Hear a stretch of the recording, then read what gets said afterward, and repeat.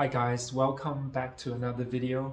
As you can see in the title of the video today, we are going to be discussing about volunteering from home. There'll be two main points that I'll be going over. The first main point would be why volunteering in general would be good for someone with chronic pain. And second, what we're going to be discussing about is whether there really is opportunity to volunteer from home for those with chronic pain, because we need the flexibility, right? We need something that we can control the time, how long we can do it, and when we can do it. So these are all two very important factors for people with chronic pain to consider. So let's get into it.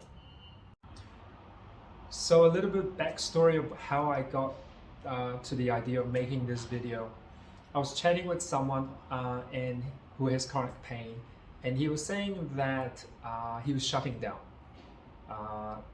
He used to like playing video games, and he used to really like reading books, but he didn't feel like doing any of them. He was also napping a lot, sleeping for 4 to 6 hours at a time, and anything that he did was just not satisfying anymore. So upon hearing that, I was telling him that I had a very similar experience at the start of my journey as well. And what happened was that I was in a bit of a circle that I couldn't get out. It started off with pain causing me to be depressed and upset. And usually when you're depressed and upset, you want to do something that makes you happy. So I try and go do all the things that I want to go and try and do all the things that used to make me happy. But I can't do them because of the limitation from my body and the limitation from the pain. And so I get even more upset. So I was just in a bit of a circle and I couldn't really get out. I didn't really have anyone for a good period of time to encourage me to actually try something new. And eventually when I did, and I was talking to this guy about the new things that I tried, and I touched a little bit about the volunteering stuff that I did. And so this guy was saying that he would love to volunteer, but he couldn't because he's unvaccinated. And I thought like, hey, I used to volunteer for Red Cross Telecross. If you don't know what that is that you just call up people in the morning. I call up about 5 people in the morning just to call them, hey, Mr. Smith, how are you going today? Are you fine? And then you kind of just hang up. The chatty ones, you chat a little bit longer, but in essence, what the program is meant to do is just to call people that live alone by themselves to make sure that they're okay. So this gives them the ability to live independently on their own. So I was telling him about this, and he had a look whether the program is available in his area. It was not, so I thought, hey, let's do a bit of digging and see whether there are other volunteering opportunities that you can do from home. And to my surprise, there's actually a lot that you're going to discover. Before we talk about the things that you can do, let's first talk about why volunteering can be really, really good for someone with chronic pain. Now, I already kind of touched upon that already, that trying new things is really important, right? So there's actually a variety of things that you can volunteer for, and trying new things to break out of your shell of who you used to be. Gives you, and if you try new things and you try different things and you find something that you actually like and that you enjoy, that shifts the mind, in my opinion, to be a bit more hopeful, more optimistic that there are new things, there's different things that you can try. And that is really healthy. It's really good for people with chronic pain.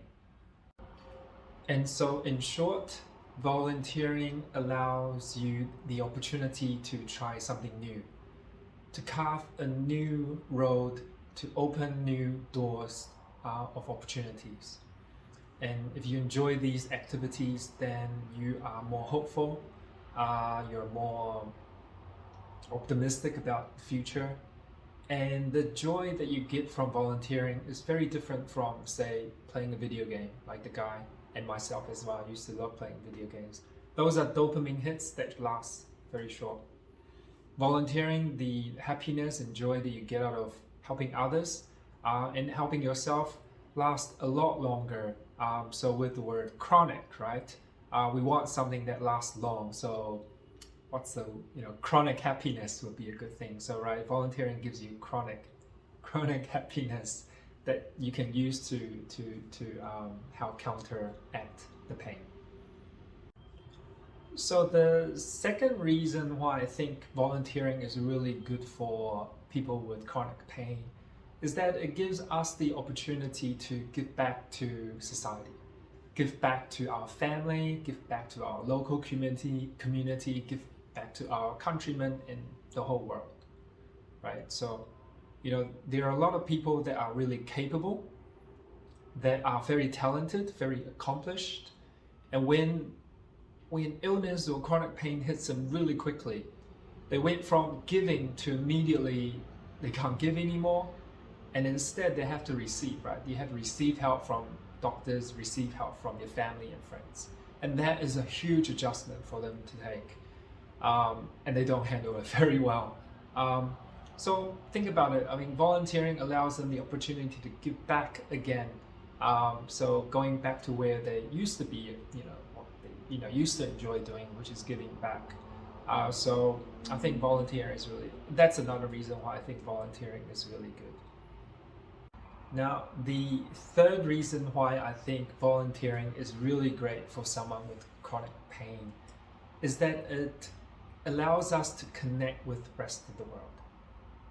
As I'm sure you know really well, chronic pain is incredibly isolating, just absolutely isolating.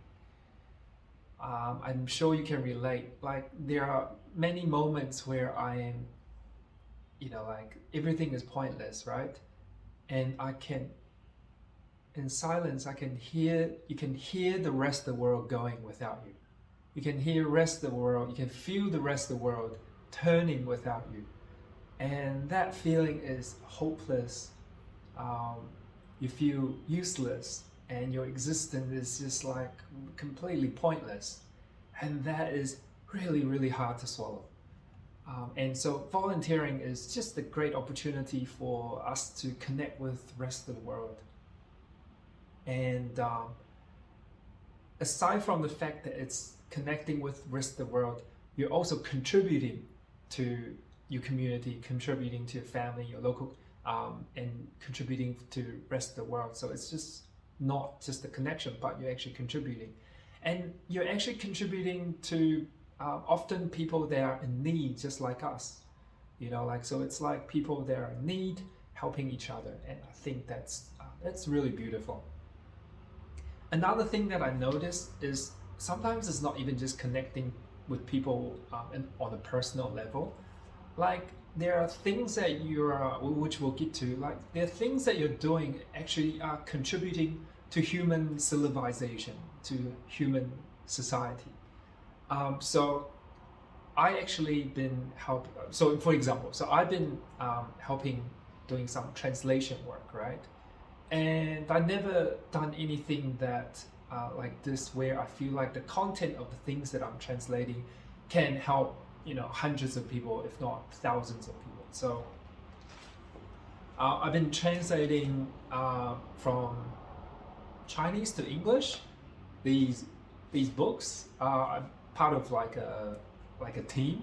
I'm translating them, and yeah, it's incredible to see my contribution in these books, and that could potentially help other people. So it's just it's great.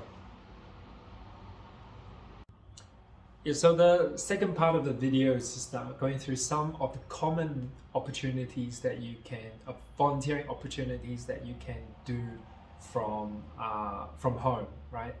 So I'm just going to list it. I'm not going to memorize it, so I'm just going to read it out. So the first one is Translators Without Borders. So I mentioned that I was translating.